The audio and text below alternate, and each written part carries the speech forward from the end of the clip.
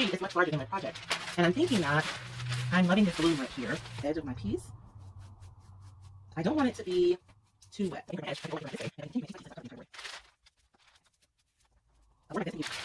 And we have one more section.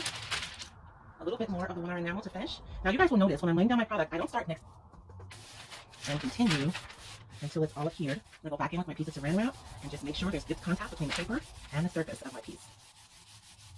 And again, and it trims my paper perfectly all the way around without my having to trim it perfectly prior to starting my decoupage.